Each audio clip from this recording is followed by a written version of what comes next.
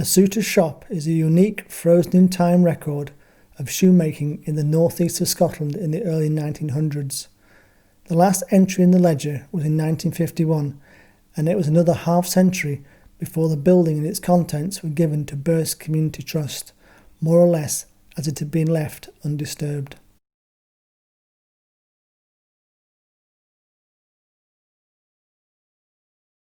(1937) September the 21st, Alec Begg, Milton, slippers repaired, 1 shilling and twopence. James Merchant was a suitor and shoemaker in Aberdeenshire. He was born in 1860 in Durras. This was around the time the Deeside Railway had just been extended to a Boyne and in the middle of Queen Victoria's reign. It was a time of great change to lifestyle, industry, rural crafts and farming. James Merchant married Jane Strachan from Old Meldrum. They first set up house in Kincardine O'Neill and by 1901 were tenants on the Ballogie estate. They had a thatched cottage with a good plot of land. The census of 1901 records that Merchant was a crofter and shoemaker. Like many others, he made a living from growing vegetables, making honey that he sold in Aberdeen. Apparently Burst honey was highly sought after, doing seasonal jobs on farms at harvest or grouse beating times. He was sometimes paid in firewood, peats, oatmeal or mutton. However, his main work was making and repairing things in leather, mostly shoes and boots, but also horse tack, belts for clothes and threshing machines, bellows for the blacksmith, and bags for the postman or the school.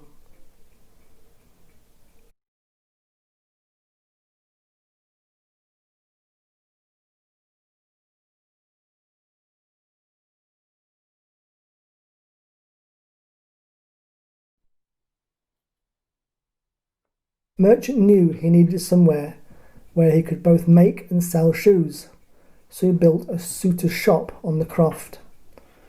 The family grew with the arrival of Jeanie and James, who would have been involved in the tasks of the croft, and most likely going to the local school in Ballogie. Most rural workers of the period would have had an apprentice so the skills of the time could be passed on. As his son James grew up, there are accounts of him cycling around the parish, selling shoes and boots to the household and farms.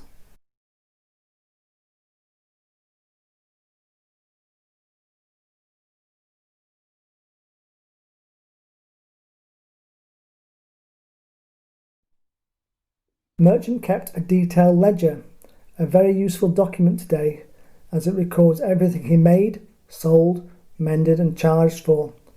He must have been very proud of his business, as the ledger pages were headed, "Bought of James Merchant, bootmaker, the shoes which nurse your health."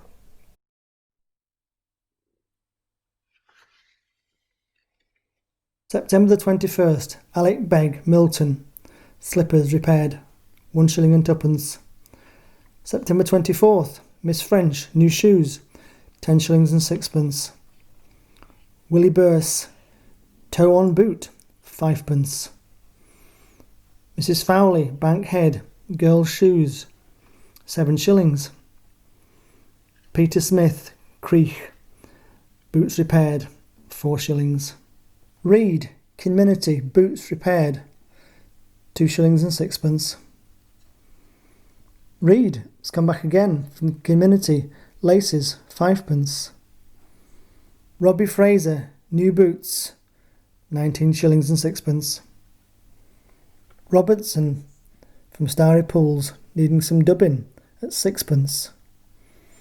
Mr. Gold, small shoes sold and heeled, 2 shillings and sixpence. Mr. Fowley, Bankhead, Wellingtons, 4 shillings and sixpence.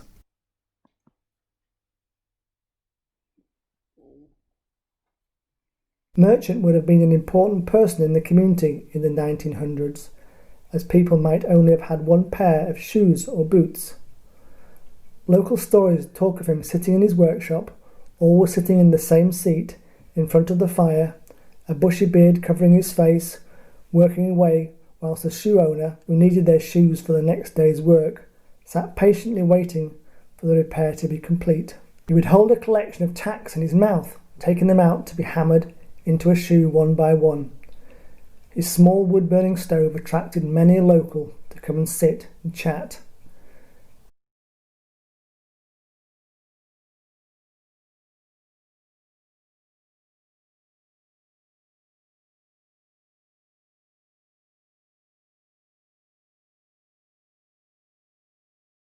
When James Merchant set up his Soutars Shop, there were many more people working on the land in the Burton and Ballogie area than there are today. The Deeside Railway encouraged local development and aided prosperity. The big houses of Ballogie and Fingen were well served with estate workers and labourers. Forestry was big business, as Aberdeen needed wood for house building and general construction. Mr. Merchant, dear sir, I'm sending down the girl to see if you would give her a pair of working boots. Not too heavy ones. They will be size 8. I'll be down some night to square up and oblige. Yours, J. A. Gray, Old Leaper, Burse.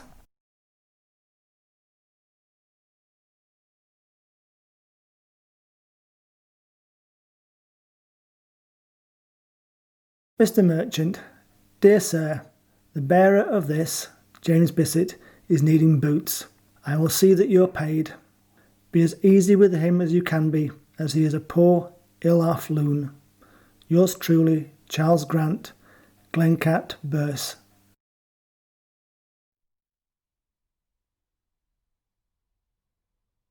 The mechanisation of farming was growing fast, but despite this, wages were low. Farm workers considered themselves lucky if they had 2 pairs of boots, one for the working day and one for Sundays, weddings and funerals. Children usually had 1 pair of boots or shoes. These were worn for going to school in the winter or to church, and for the rest of the time they were barefoot no matter how rough or cold the ground.